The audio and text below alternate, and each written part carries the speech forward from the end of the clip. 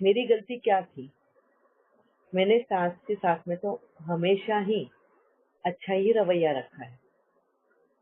उनको जिस तरीके से जीना था, उनको उसी तरीके से उनको जीवन दिया।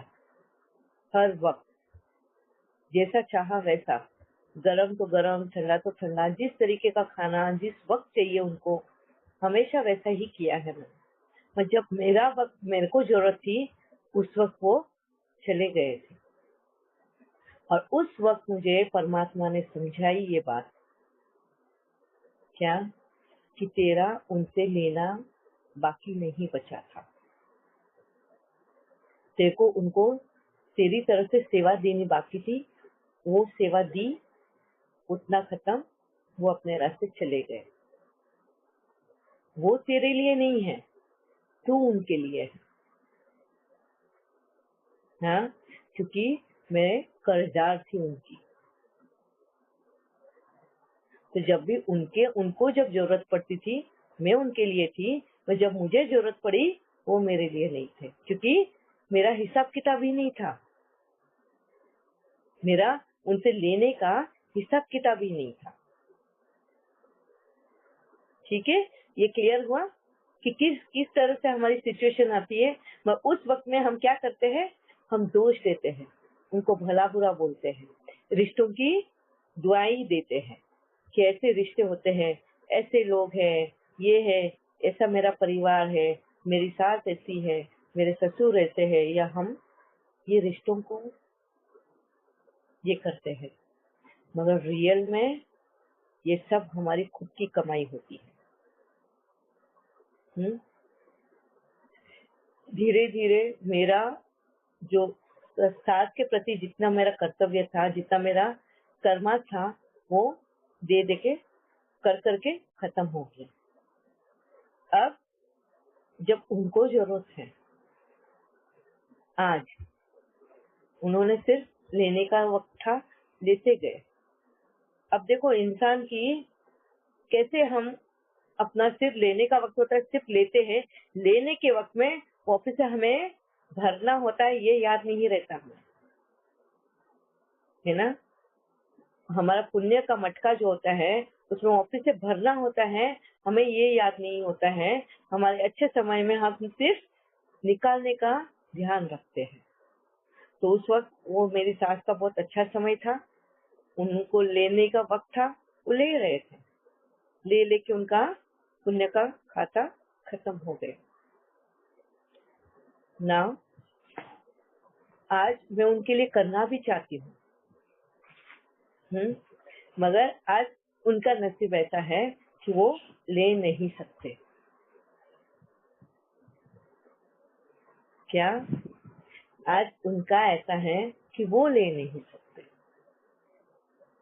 क्योंकि आज मैं पूरी दुनिया की सेवा के लिए यहाँ बैठी हूँ, हर एक आत्मा की सेवा के लिए बैठी हूँ। मगर वही आत्मा ले सकती है सेवा जो उस लायक है। समझ में आ रहा है किस तरह से हमारा हिसाब किताब चलता है? तो इसके लिए कहते हैं, जब हमारे हाथ पैर चलते हो, हाँ, और सामने वाला हमसे हेल्प मांग रहा हो ना, कभी आगे पीछे सोचना नहीं, भले तुम्हारे कर्मों में लिखा है या नहीं लिखा है, मगर करते जाओ। वो श्रेष्ठ कर्म में गिना जाएगा उस वक्त, और ये श्रेष्ठ कर्म आगे चल के कब काम आएंगे हमें पता नहीं है।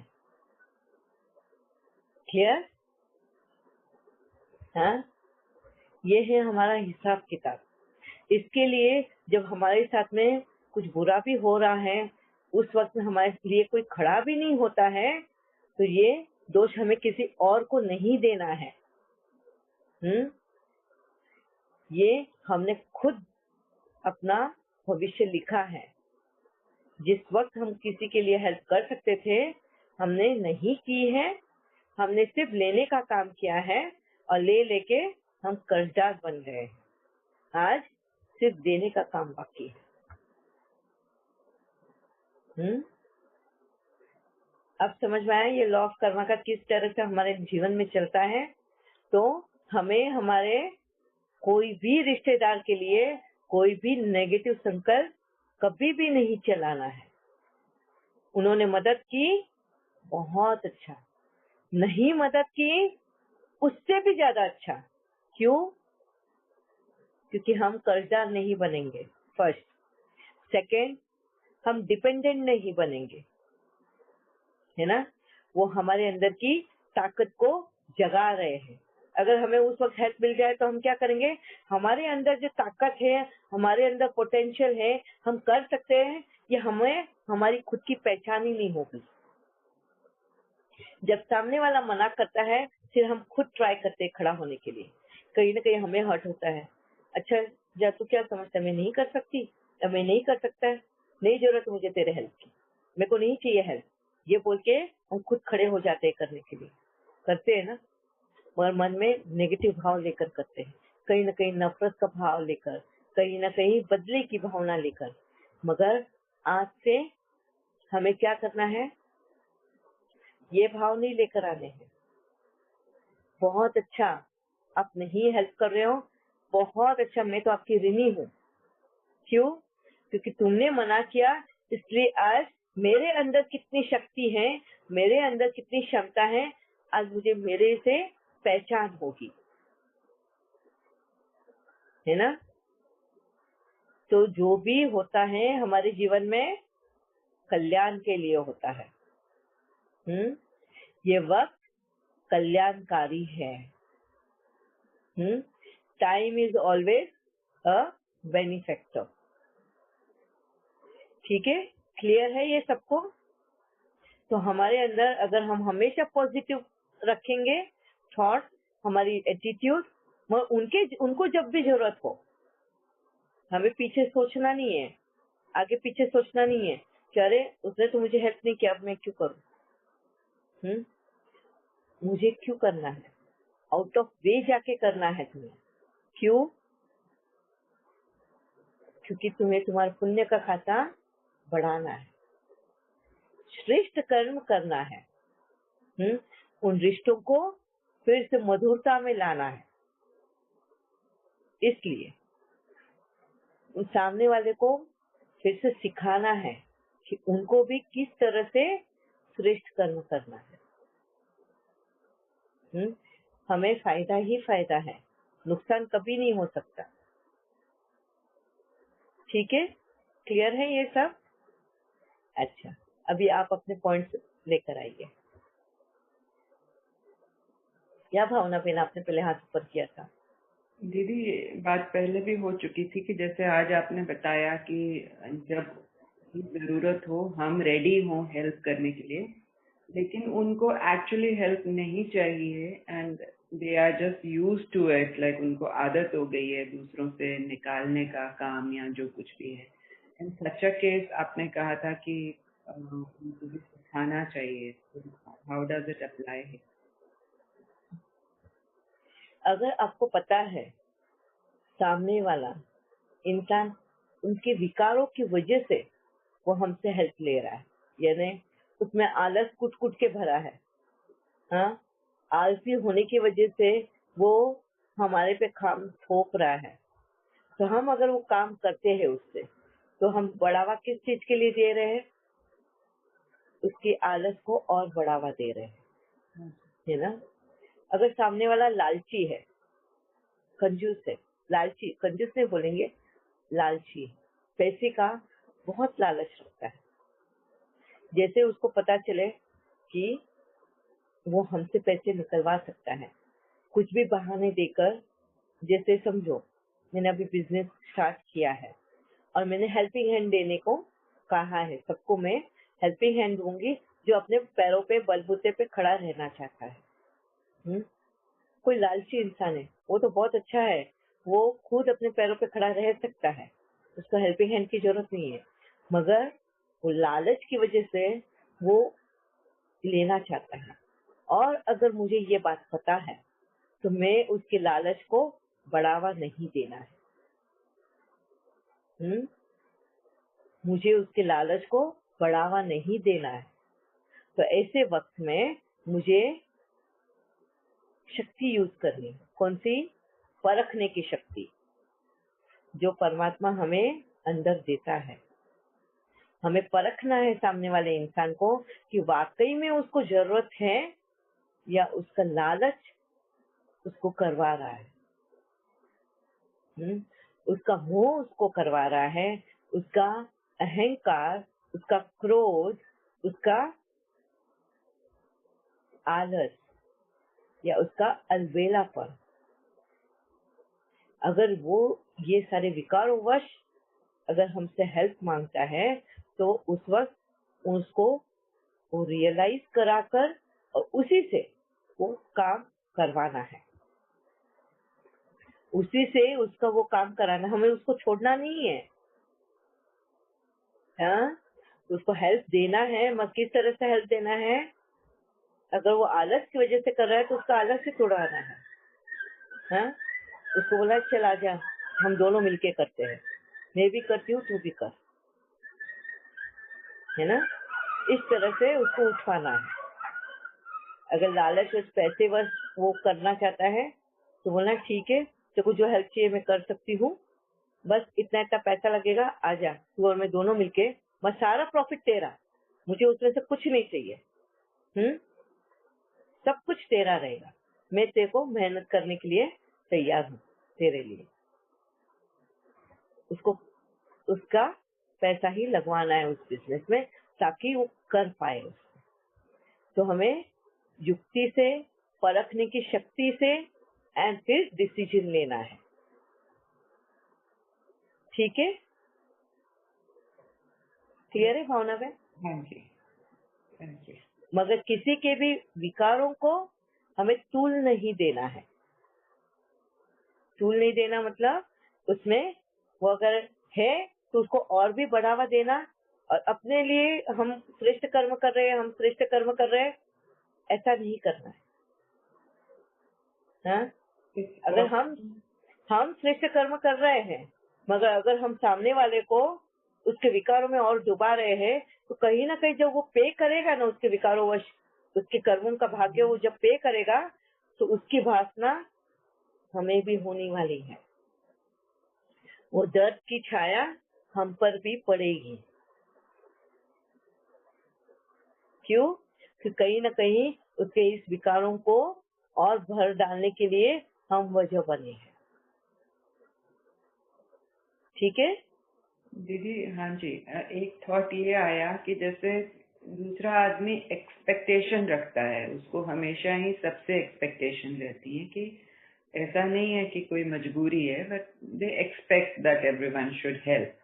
तो ऐसे में अगर हम हेल्प कर भी देते हैं तो भी मेरे ख्याल से उनको खुद ही रियलाइज हो जाएगा इस तरीके से भी कि ये हमेशा ही हेल्प करने को तैयार रहते हैं, तो फिर वो आगे से वो भी उस क्वालिटी को उठा लेंगे और यस। खुद भी आगे तो बढ़ेंगे। इसीलिए हमें हेल्प, मैं वही कहा ना, उनको हेल्प इस तरह से करनी है कि उनके विकारों को तूल ना दे पर वो ये रियलाइजेशन में आए। जैसे आज मेरे को जिस तरीके से इस बहन ने हेल्प किया है, मुझे किसी और को हेल्प करनी है, उनकी आत्म जागृति करनी है, सेल्फ रियलाइजेशन। हाँ, जैसे फॉर एग्जाम्पल मैं अपने बच्चे के लिए, मुझे पता है वो आलसी है, वो वक्त पे अगर उसको खाने को मैं नहीं दूंगी वो 2 घंटे तक नाश्ता नहीं करेगा। हाँ, उसको याद नहीं दिलाऊंगी वो 2 घंटे तक पानी भी नहीं पिएगा, उसको जाके पानी देना पड़ता है, नहीं तो 2-2 घंटा पानी भी नहीं पीता है। अगर उसका ऐसा नेचर है तो उसके आलस को मेरे को तूल नहीं देनी है, उसको उठ के करना ही है। तो उसका काम मैं करूंगी जरूर, मैं उसको हर 1 घंटे में पानी दूंगी, उसका नाश्ता उसको टेबल पर दूंगी, उसको ये सब करके दूंगी, मगर इसके साथ ही उसको उसके डैडी का काम उसको करने लगाऊंगी। हाँ, कि उसके डैडी को नाश्ता तुझे उठ कर देना है, जा डैडी को पूछ पानी चाहिए क्या, डैडी का बैग ठीक करके आ जा, ये कर। तो उसको उसका आलस भी तोड़वाएगी और उसको मदद भी मिलेगी। जो उसको वो मदद मिल रही है उसके साथ साथ उसको वो संस्कार भी डाल रही है। ठीक है? यस दीदी, वेरी गुड, थैंक यू। और किसी का कुछ क्वेश्चन? यस दीदी। दीदी मैं ठीक है, अभी कोई धोखा मुझे देता है पैसा हाँ। में, ना कोई बात में झूठ बोल देता है, ये बात ठीक है, मुझे वो करता है, और वो मैं तो सबका पास ये ऐसा किया ऐसा किया ऐसा किया वर्णन करके जाने से वो कर्म का हिसाब बनता है नहीं क्या? ना वो अच्छा के लिए वो उसका वो धोखा ना होने के लिए मुझे उसको जागृत करने के लिए मैं बोला ये बात होगा, मेरा अनुभव का बात बोला वो ठीक है, ना तो ऐसे ऐसे वर्णन करके जाने से वो अच्छा है हमारा कर्म में आएगा क्या, मैं पूछ रही, ये ठीक है क्या ये बोलने से? हाँ? आपका क्वेश्चन ऐसा है कि समझो कोई आपसे झूठ बोल के पैसा ले रहा है कि उसको ये काम है, इसके लिए झूठ बोल के पैसा ले रहा है, जबकि उसको वो काम है नहीं। ऐसा वो दिखावा कर रहा है कि वो बहुत इमरजेंसी है, बहुत जरूरत है। जैसे फॉर एग्जांपल, आप म्यूट कर दीजिए जया बहन आपका। ठीक है। जैसे फॉर एग्जांपल कोई आपके पास आया और बोला कि मेरी मम्मी बहुत बीमार है। एक मैं एग्जांपल देती हूँ मेड का। मेड आई और बोली सर मेरा बच्चा बहुत बीमार है, प्लीज मुझे हेल्प चाहिए, क्या आप मुझे हेल्प कर सकते हैं? मुझे दवाई लाने के लिए पैसे चाहिए है, प्लीज मुझे दे दो। हम दया करके उसको पैसा दे रहे हैं, और वो पैसा उसका बच्चा बीमार है इसके लिए नहीं, उसके हस्बैंड ने उसको ताकीद दी है कि अगर तू मेरे को दारू पीने को पैसा नहीं देगी तो मैं तुझे घर के अंदर आने ही नहीं दूंगा। और उसको ये पता है कि वो मेरे से अगर ये बोल के अगर वो पैसा मांगेगी तो मैं उसको पैसा नहीं देने वाली। इसके लिए उसने झूठ का सहारा लिया कि दवाई के लिए पैसा चाहिए है तो प्लीज मेरे बेटा बीमार है उसको दो। तो वो इस तरह से मुझे धोखे में रख के पैसा ले गई और दारू को दिया। अब मुझे ये पता चला बाद में, मगर मैं यही बात वो जिन और दूसरे घर में अगर काम कर रही है उन सभी को जा जाके बोलूं, आस पड़ोस में बोलूं कि मेरी मेड ने ऐसी है, जब देखो तब धोखा देती रहती है, झूठ बोलती रहती है, ये करती रहती है, तो ये मैं 100% अपने भी कर्म खराब कर रही हूँ। इसको जगमुही जरमुही बोलते हैं। हाँ, किसी के बुरे वक्त का हम प्रोपोगेंडा कर रहे हैं। ऐसे वक्त में हमने उसी को बिठा के समझाना है, आत्म जागृति देनी है कि धोखा देके झूठ बोल के इस तरह के काम नहीं करने, जो है सामने रखो बात। हम ऐसे वक्त में हम और दूसरे सही सॉल्यूशंस दे सकते हैं। हाँ, देखो तेरे हस्बैंड से किस तरह से हमें डील करना है ये बात हम समझा सकते हैं। ये सॉल्यूशन नहीं था उसके लिए। इस तरह से उस मेड को हमें भरोसे में लेके बात समझा के उसको सही रास्ता दिखाना है। ठीक है जया बहन?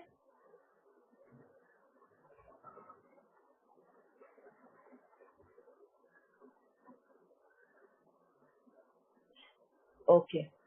हाँ जी कविता बहन।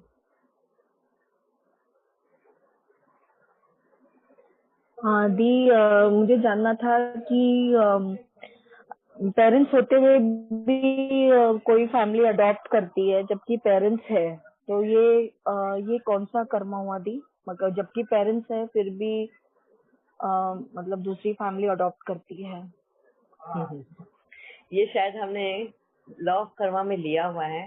ये काफी डिटेल वाली चीज है, मगर एक शॉर्ट में मैं बताती हूँ आपको। जैसे आज के जमाने में हम एक से ज्यादा बच्चे नहीं चाहते, एक या ज्यादा में ज्यादा 2 बच्चे। मैं इस बीच में अगर हम कंसीव कर लेते हैं तो हम अबॉर्ट कर देते हैं, एबॉर्शन कर देते हैं, है ना? वो शायद वो बच्चे का मतलब 1 महीने में 1.5 महीने में ही हम एबॉर्शन करते हैं। आत्मा ने प्रवेश नहीं किया होता है तब तक उस गर्भ में, मगर जो आत्मा शरीर छोड़कर उसके स्थान जो है वो आने वाली होती है उस जगह पर, उसका आना रुक जाता है। उसका आना रुक जाने की वजह से उस आत्मा को ऐसी जगह पे जन्म लेना पड़ता है, ऐसे घर में जहाँ उसकी पालना नहीं होने वाली है, सिर्फ जन्म होगा। हाँ? और उसकी पालना कहीं न कहीं वापिस से उसी घर से होगी जहाँ उसका जन्म होने वाला है। हाँ? हो सकता है वो ऑर्फनेज में चले जाए और ऑर्फनेज में हम डोनेशन दे रहे हैं, उसी आत्मा की पालना हो रही है जिसको यहाँ पे हमने अवॉर्ड किया हुआ है। या फिर उसी आत्मा को हम एडॉप्ट करके लेकर आ जाते हैं, कोई भी कारण हो सकता है। या वो ऐसी जगह पे जन्म लेती है जहाँ जन्म लेते ही माँ बाप शरीर छोड़ देते हैं और वो बच्चा अपने आप ही हमारे पास आ जाता है। हाँ? कभी मामा मामी बन के हम उसकी पालना कर रहे हैं, कभी चाचा चाची बन के कर रहे हैं, कभी भाई बन के, कभी बहन बन के, हाँ, उस बच्चे की पालना कर रहे होते हैं। मगर ये हमारा ही कर्म, हमारा ही भाग्य लिखा रहता है। ठीक है कविता बहन? यस दी, और ये भी बोलना चाह रही हूँ कि दी वो और जिस फैमिली में अडॉप्टेड है तो वो घर का खंबा बन जाते हैं। मतलब आगे चल के मतलब दे बिकम द सोर्स, मतलब वो पूरा घर को वो देखते हैं। यस, इंक्लूडिंग एवरीथिंग, मतलब इंक्लूडिंग फाइनेंस ऑल्सो।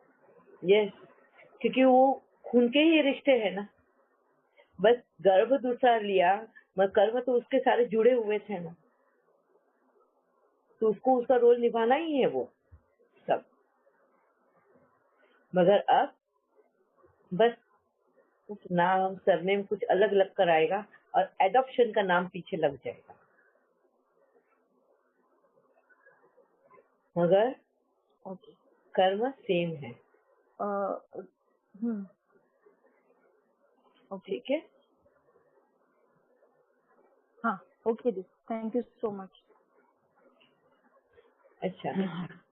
ओके दीदी, हाँ जी अरुणा बहन। जैसे आपने कहा ना कि जैसे नॉन वेज जो बनाता है उसके कर्म तो बनते ही बनते हैं, जो सर्व करता है उसके भी कर्म बनते हैं। तो शिव भाई तो नॉन वेज खाते भी हैं, मैं उनके लिए बनाती भी हूँ, तो वो भी एक कर्म बनता है। सेकेंडली मैं Yes. सर्व भी करती हूँ, वो सेकेंड कर्म बनता है। तो how should I avoid this? Because कर्म तो मेरे रोज बनते हैं, मैं आटा भी सबसे पहले बनाती तो हूँ। आप मना कर दो, आप बोलो मैं इम्पॉसिबल है आपकी हर जिद पूरी करने के लिए तैयार हूँ, बस इसमें से मुझे छुट्टी दे दो। दीदी, दिस इज समथिंग इम्पॉसिबल कुछ भी इम्पॉसिबल। नहीं है, इम्पॉसिबल कुछ भी बाबा नहीं होता है इस दुनिया में। दीदी इस दुनिया में इम्पॉसिबल ऐसी कोई भी चीज नहीं है। हाँ, इम्पॉसिबल listening? खुद भी कहता है, इम्पॉसिबल खुद भी कहता है कि I am possible. I know there is no word in the dictionary as impossible, वो तो मैं जानती हूँ। और मुझे देखने के बाद में तो इम्पॉसिबल भी शर्मा जाता है। हाँ, क्वाइट राइट, एब्सोल्युटली, है ना? हाँ जी। कभी कभी कोई कर्म करने के लिए हमें एक स्टैंड लेना पड़ता है। अगर आज अगर आपके बच्चे के लिए अगर कहें कि आपका बच्चे का अगर भविष्य सुधारना है, उसका अगर भविष्य तुमको सुधारना है तो तुमको इस चीज का त्याग करना पड़ेगा। तुम नहीं बनाओगे नॉनवेज, बस तुम्हारा हस्बैंड तुम्हें फोर्स करेगा। अब दोनों में तुमको चूज करना है, क्या करोगे? हस्बैंड को चूज करो या चिकन वेरी कंफ्यूज। बच्चे के भविष्य को अंधकार में डालो या तो हस्बैंड को नॉनवेज बना के उसका भविष्य अंधकार में डालो, खुद का भी डालो उसके साथ, फायदा किसी में भी नहीं है। वही तो, इट्स सो कंफ्यूज। आपको ये कंफ्यूजन नहीं है, क्लियर कट है। अगर आपको इसमें चूज करना पड़े तो आप अपने बेटे का भविष्य चूज करो, तो इसमें तीनों का ही भविष्य बदल जाता है। अगर बेटे का भविष्य बनाने के लिए तुम स्टैंड ले लेते हो कि मैं नहीं बनाऊंगी क्योंकि मेरा बेटे का भविष्य सुधरेगा इससे, तो बेटे का तो भविष्य सुधर रहा है। अगर आप नहीं बना रहे तो ऑटोमेटिक शिव भाई नहीं खाएंगे, वो नहीं खाएंगे तो उनका भी भविष्य सुधर रहा है। और उनके साथ साथ तुम अपना भी भविष्य सुधार रहे हो। हाँ, जी। क्यों उनके पेट को शमशान बनाना है? हाँ, शमशान बाहर कम है जो हम अपने शरीर को भी शमशान बना के रखे। अच्छा दीदी, if he doesn't मरी listen, हुई चीजों को हम कहाँ गाड़ते हैं या कहाँ जलाते हैं? शमशान में। हाँ जी तो दीदी, आज हम मरी हुई चीजों को हाँ जी तो आज मरी हुई चीजों को हम अपने पेट में क्यों डाल रहे हैं? Didi, I understand everything you are saying. हर चीज में आपकी बात बिल्कुल 100% I agree with you. But अगर एक बंदा ये बात सुनते ही भी नहीं माने, इसके लिए कहा ना, बाबा क्यों बोलता है एक औरत के हाथ में, घर में इतनी ताकत है, उस औरत के हाथ में इतनी ताकत है कि वो उस घर को स्वर्ग भी बना सकती है तो उस घर को नरक भी बना सकती है। अगर उसने हथियार डाल दिए, उसने कह दिया, उसने हार मान ली तो घर नरक। मगर उसने अगर हार नहीं मानी है, अपने साथ साथ सभी के भविष्य को सुधारने का काम उस औरत के हाथ में होता है। ओके दीदी, if I don't make it, अगर मैं नहीं बनाती, अगर मैं नहीं खिलाती, तो फिर मैं कर्म में नहीं आती ना। नहीं, और आप नहीं आते तो आप में इतनी ताकत होती कि हो सकता है आप कितनों के भविष्य बदलने की ताकत रखते। No, what I'm trying to say is that if the servant makes it, तो फिर मैं कर्म में नहीं आती ना। नहीं, आप नहीं आओगे क्योंकि पैसा कमा रहे शिव भाई, हाँ, वो सैलरी दे भी रहे हैं उस सर्वेंट को, हाँ, वही उसको खिला भी रहे हैं, तो no problem. so no problem. So then I'm out of it ना। Yes, you are out of it. फिर नेक्स्ट स्टेप पे क्या होगा? अब शिव भाई जब नॉनवेज खाएंगे तो नेचुरली उनको बैकफायर होना है, और जब बैकफायर होगा उस वक्त आप वहां पर नहीं रहोगे, आप उनकी सेवा के लिए नहीं रहोगे। ये है कर्म का विधान, है ना। मगर आप अगर बना के खिला भी रहे हो तो उस कर्म में आप बनते हो, तो वो जो बैकफायर होना ही होना है। किसी को तुम मार के खा रहे हो तो उसकी तो दुआएं पीछे लगने ही है। मैं बददुआ तो बोलूंगी ही नहीं, उसकी दुआएं ही मिलनी है, क्योंकि कहीं ना कहीं वो दुआएं मिलेगी तभी तो हम सुधरेंगे, खाना बंद करेंगे। दीदी, हाँ जी, तो हम लोगों का लाइफस्टाइल ऐसा है, अपना कल्चर ऐसा है, जहाँ अब जवाई आएगा तो उसके लिए खाना तो बनाना पड़ेगा ना। बेटी आएगी, नाती आएंगे, they all are non-vegetarians. You can't just say that I will not serve. No. I will not make it home. नहीं, अभी समझो आपके हाथ पैर ही ना चले, फिर अगर हाथ पैर ना चलते हो तो फिर तभी भी आप बोलोगे नहीं मुझे उठ के बना के खिलाना है। नहीं, वो तो बात अभी तक तो हाथ पैर फिर उस वक्त तो तुम बोल दोगे कि मेरे हाथ पैर नहीं चल रहे तो मैं नहीं बना सकता हूँ, मैं नहीं खिला सकता हूँ। That's right, but तो यही बातें हमें याद रखनी है कि जब हाथ पैर चलते हो उस वक्त भी हमें ये याद रखना है कि हम गलत कर्म ना करें। किसी और के कहने पे we should not do it.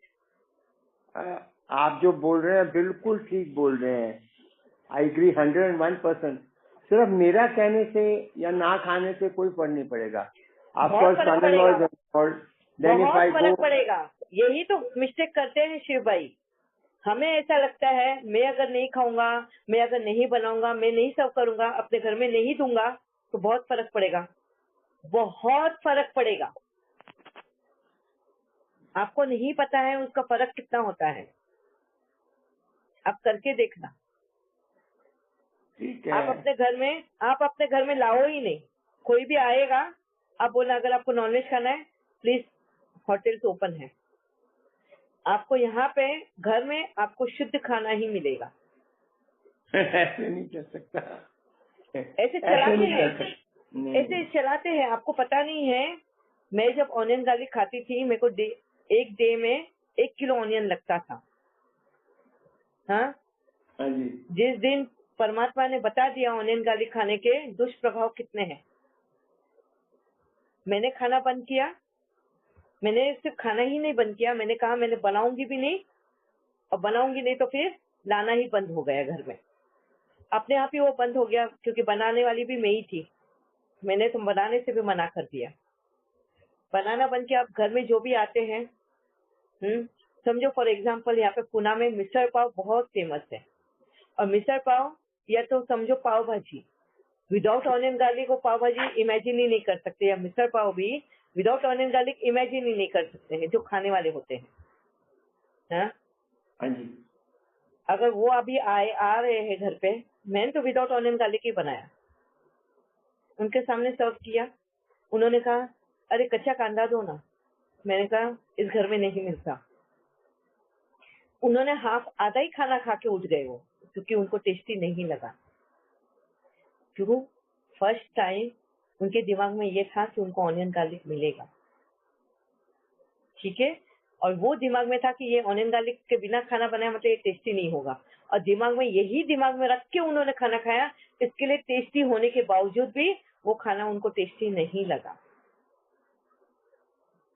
अब वक्त ने उनको समझाने के लिए फ्लैश फ्लड हुआ, उनके घर में सारा पानी घुस गया, कुछ भी नहीं रहा। मजबूरी में उनको हमारे घर आके खाना पड़ा, 2 दिन रहना पड़ा।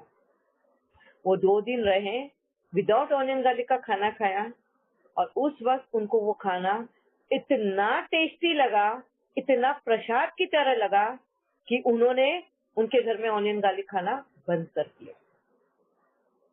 ये है परिवर्तन। तो नथिंग इज इम्पॉसिबल। बस हमारी दृढ़ता होनी चाहिए, हमारे विचारों में, हमारी कर्मना में दृढ़ता होनी चाहिए। समय हमें साथ देता है, वक्त हमें साथ देता है, परमात्मा हमारे साथ खड़ा होता है, हमारी सारी शक्तियां हमारे साथ खड़ी होती हैं, क्योंकि यही तो विधि का विधान है।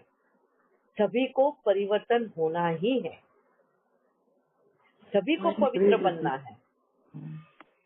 आई एग्री विथ यू दीदी, बिकॉज मैंने भी तो 5 साल ही हुए मैंने छोड़ा है नॉन वेज। मैं भी तो बहुत खाती थी पहले। जब से ब्रह्म कुमारी में आई हूँ मैंने भी अभी ही छोड़ा है, और मुझे अब कोई फीलिंग भी नहीं होती कि मैं खाती थी पहले। अब ये शिव भाई नहीं छोड़ता तो मैं क्या करूँ। बस वक्त है समझाने के लिए। कोरोना आया है ना ये कोरोना इसीलिए तो पीछा किसी का छोड़ नहीं रहा है। फिर से आ गया, इतना जोर से फिर से आ गया। अभी सेकेंड वेव देख लो कितनी